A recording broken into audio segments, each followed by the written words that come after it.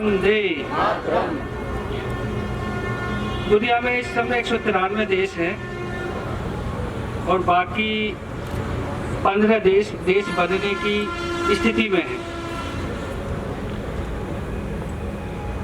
और लगभग 9 देशों का और काम चल रहा है जो नए बनने वाले हैं। तो दुनिया में देश बनते हैं, बिगड़ते हैं। जिस भारत माता की हम जय बोलते हैं, वो भारत, ये टुकड़ा जो आज हिंदुस्तान है या जिसको इंडिया दैट इज भारत कहते हैं, वो सिर्फ भारत नहीं है।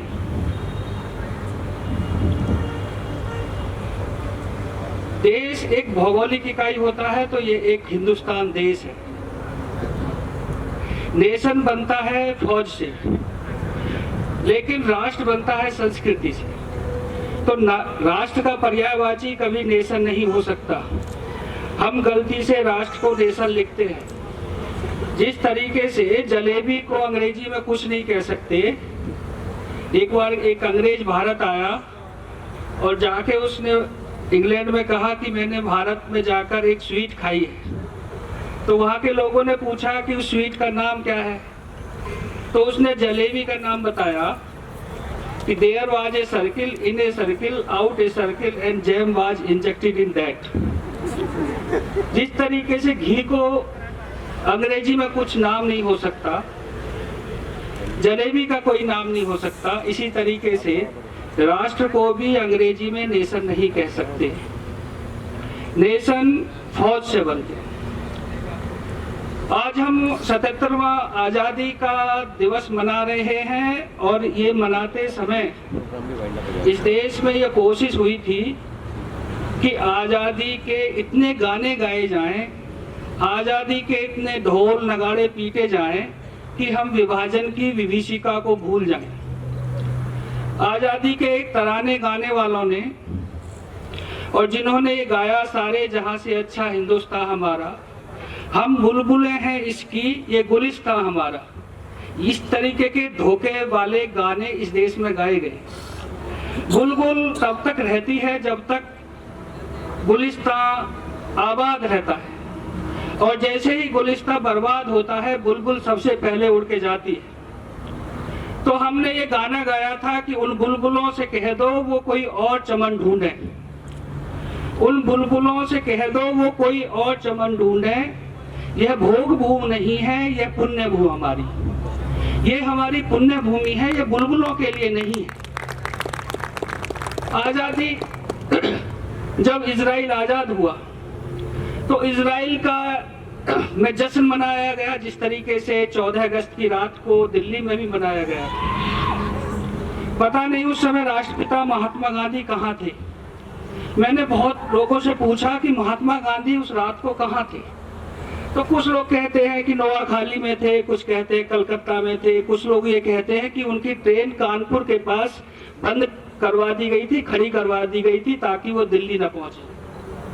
तो आजादी का जो जश्न मन रहा था, उस जश्न में विभाजन को भूले।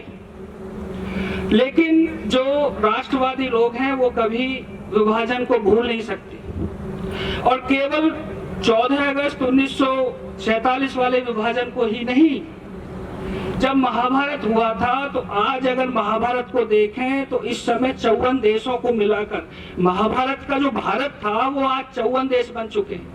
उसमें 8 हिमालय पर हैं, बाकी हिंद महासागर से सटे हुए हैं। तो हम बटते आए और हमने ये गाना भी गाया, खून दिया है नहीं दी मगर देश की माटी है। तो हमने खून भी दिया और हमने अपने देश की माटी भी दी। लेकिन आज इजराइल की आजादी के उस उत्सव को हमें याद करने की जरूरत है। तो इजराइल में ढोल नगाड़े बज रहे थे, खाना पीना खाया जा रहा था, नाच गाना हो रहा था। लेकिन इजराइल का जो नेता था वो चुपचाप एक कोने में कहीं बैठा था। लोगों ने उससे कहा कि आप चुपचाप क्यों बैठे, आप नाच गाने में शामिल क्यों नहीं हो रहे। तो उन्होंने कहा कि आज का जो जश्न है ये तुम लोगों के लिए है। मैं तो ये सोचता हूँ कि अब आगे इजराइल का भविष्य क्या होगा। तो आज 2023 में भारत जहां खड़ा है, हम सब लोग बुद्धिजीवी हैं, प्रोफेसर से हम लोग कम से कम 100, 200, 500 स्टूडेंट्स को प्रभावित करते हैं। हम लोगों को ये सोचना है कि 2033 का, 2053 का, 2323 का भारत कैसे होगा, 100 साल के बाद का भारत कैसे होगा। एक छोटी सी वानगी देता हूँ। चीन का राष्ट्रपति है जिनपिंग, अपनी टेबल पर एक नक्शा रखता है और वो भारत को 24 टुकड़ों में बांटने का सपना देख रहा है और इसलिए पशुपति से तिरुपति तक का रेड कॉरिडोर बिछाया गया। तो भारत को, जो आज हम भारत का आजादी का जश्न मना रहे हैं, कहीं ऐसा ना हो कि दुनिया की डेमोग्राफी चेंज हो, दुनिया का वर्ल्ड ऑर्डर चेंज हो और जिनपिंग के सपने पूरे हो जाए। तो जिनपिंग के सपनों के पूरे ना हो तो भारत को एकजुट होना होगा और चीन को उसकी भाषा में जवाब देना होगा। लेकिन आज की दुनिया में जवाब पैसे से दिया जाता है। हमारी इकोनॉमी केवल $3 ट्रिलियन की है और चाइना की $17 ट्रिलियन की इकोनॉमी है। अमेरिका की $26 ट्रिलियन की इकोनॉमी है। जिसके पास ज्यादा पैसा होगा उसके पास ज्यादा फौज होगी। हमारे पास केवल 14 लाख फौज है और चाइना के पास 32 लाख फौज है। लेकिन पीपल टू पीपल कॉन्टेक्ट करके हम भी ये सोच सकते हैं कि जिस प्रकार चाइना भारत को टुकड़े टुकड़े कर देना चाहता है, तो क्या मंगोलिया की तरफ का एक पार्ट अलग से मंगोलिया बन सकता है चीन से टूटकर? और जो ये झिंजियांग प्रांत है चीन का, क्या ये ईस्ट तुर्किस्तान नाम का अलग देश चीन से बन सकता है? क्या जापान की तरफ का जो चाइना है वो मंचूरियन करके एक अलग देश बन सकता है? जो ये पूर्व का देश है युआन करके है, वह क्या वहां पर एक अलग देश बन सकता है? तो भारत के लोगों को भी इस प्रकार सोचना होगा कि चाइना अलग केवल 6 हिस्सों में कैसे टूटे।